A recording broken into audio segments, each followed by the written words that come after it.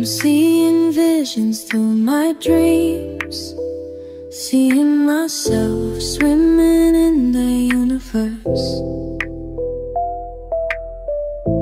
My ancestors gave me gifts to read cards, predict and heal. My name is Daphne, but spirit calls me bye-bye love. Angels communicate through numbers. Intuition is so deep. The gift I fully embrace within.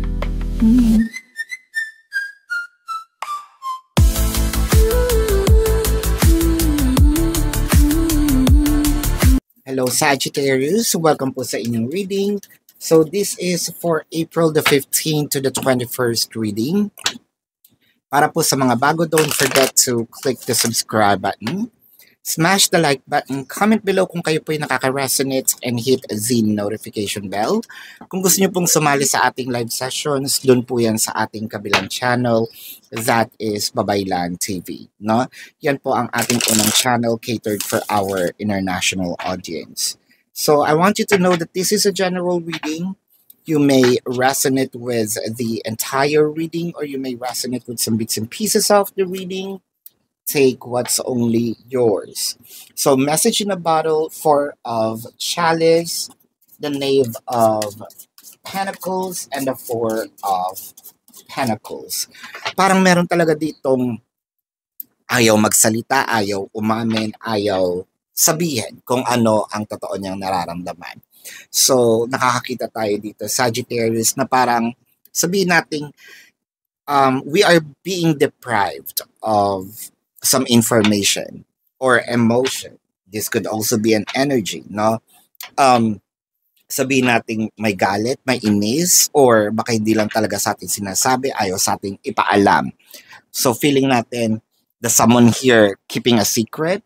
It may be a secret of, or it may be something that they felt, no? Na ayaw pang sabihin sa atin. With the Four of Cups, or ayaw nating paniwalaan. Why?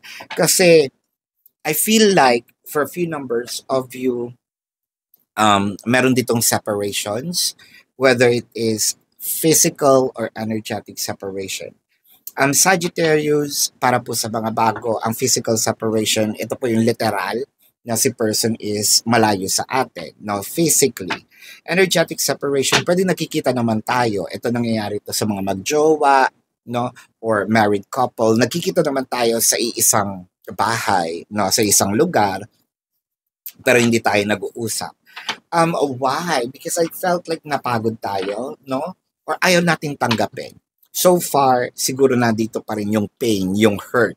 Medyo malalim, no? Singles, ang nakikita natin dito, siguro hindi natin pinaniniwalaan, no, itong person natin, no? Let's say naghahanap tayo ng someone, no? But I felt like meron namang umaamin pero hindi tayo, ayaw natin paniwalaan. Sa mga crushes or no labels, ito yung medyo kakaiba. Kasi tayo yung nagsabi, no? Tayo ang nag-initiate ng ating feelings, 'di ba? Sa person natin. Tayo unang nakaramdam ng ganitong klaseng feeling. And then may nakapagsabi sa atin, or parang feeling natin na napipick up na natin itong gustong sabihin ni person na meron na rin ako nararamdaman sa iyo, pero parang feeling mo ay hindi naman yata totoo yun, or hindi ako makapaniwala, no? With the Knave of Pentacles in here, parang sa'yo, hindi pa ito yung time para paniwalaan ko siya. Although gusto ko, no, sana totoo nga. Pero hindi kasi ito yung time na parang, bakit ang bilis? Ang bilis naman niya na magkaroon din ng feeling sa akin. Baka you don't know na itong si person may gusto din naman talaga sa'yo. Nauna ka lang magsabi, kaya this person took advantage of, the situation, kaya niya sinabing, oo, may nararamdaman din ako sa'yo. No? In a relationship and married couple, ito yung sinasabi natin na ayaw muna kitang makausap kasi mahirap na. meron na tayong connection, no? Nakikita na tayo sa isang lugar, magkasama na tayo sa isang lugar. Ayokong lumaki itong pinagsimulan ng sigalot natin.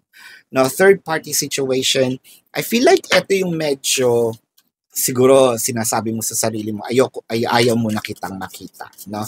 Or kailangan ko ng time para makapag-isip-isip. Yeah, parang sinabi mo dito, I need some more time for myself. Now, breathe, the High Priestess, the Six of Pentacles, and the Star.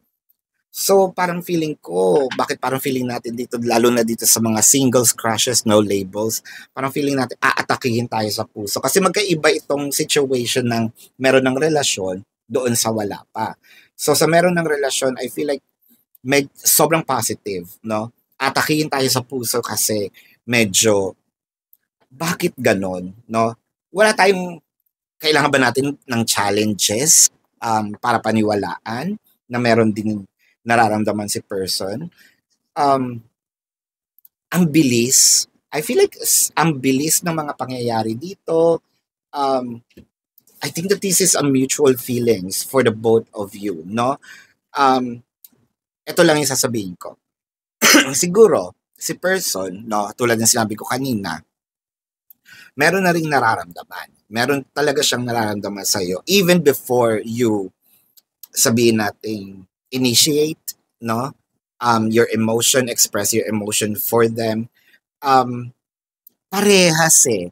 Parehas yung kahit na hindi kayo nag-uusap, no? Or hindi nyo pinag-uusapan kung ano yung feelings, I feel like there's mutual understanding between you and this person. Parang yung legality or sabihin natin of pagiging official ninyo is just a word, no? Or sa salita na lang. Kasi parang medyo nandun na kayo sa antas na same level itong inyong mga nararamdaman, no?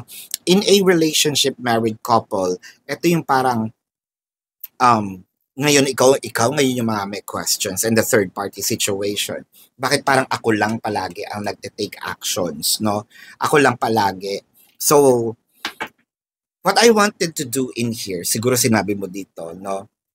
Medyo bawasan ko muna itong aking pagbibigay ng emotions, no? Pagbibigay ng abundance kay person kasi parang nalulugi ako, no? Gusto ko naman maramdaman din na kung paano ako alagaan, kung paano niya ako i-care, no? Let's check the Six of Pentacles in here.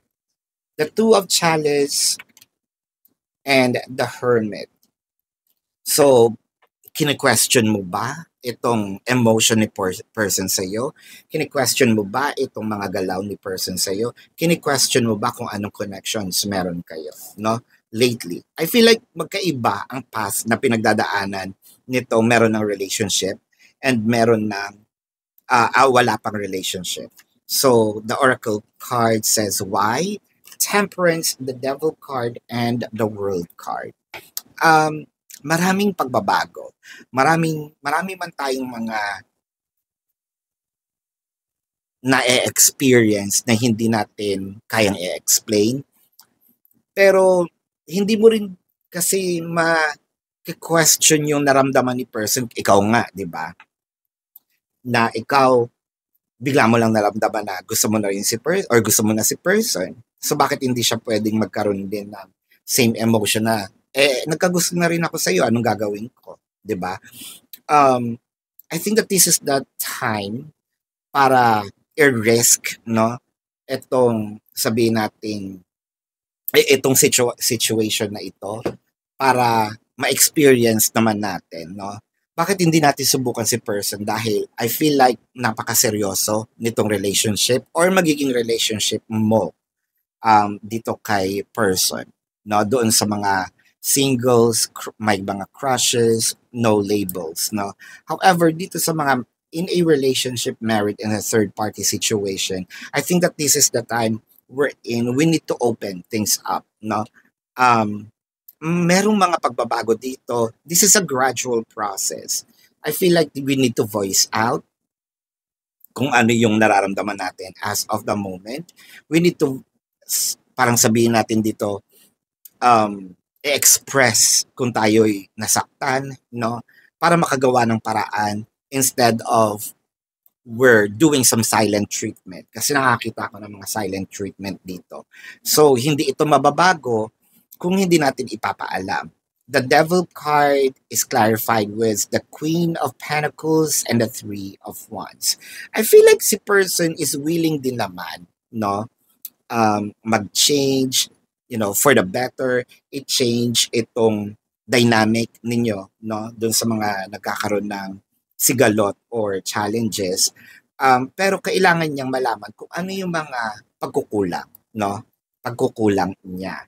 So Sagittarius, this is your reading. Let's check the zodiac sign of your person. Pero bago po yan, gusto ko pong ipaalala sa inyo na dun po sa ating kabilang channel, Babaylan TV, yan po ang ating unang channel catered for our international audience. No? Nagla-live po tayo doon at pwede po kayong sumali. No? Kung hindi nyo po maabutan yung live sessions, pwede namang kayong magtanong dito sa ating comment section as long as yung question po is answerable by yes or no. Pero kung hindi po kayo papatulugan ng yes or no na sagot lang, dumiretso na po kayo dun sa ating website. No? Sa description box ng video na ito, there is a link. Click the link, you will be routed to my website. Nandun po yung information, name, number, QR code, amount per questions for your reference. Take advantage of the 4 questions plus 1 kasi discounted na po yun. And if you want to book a private reading, nandun din po siya. Let's check the zodiac sign of your person. This can be their sun sign or a placement in their chart. I'm seeing Pisces, Taurus, Sagittarius, Virgo, Capricorn is here, Aquarius, Scorpio, Virgo, nasabi ko na yung Virgo, Sagittarius, nasabi na rin, Capricorn, nasabi na din, Leo, no? So this is your reading. Love and light. Namaste. See you po sa susunod na readings. Goodbye.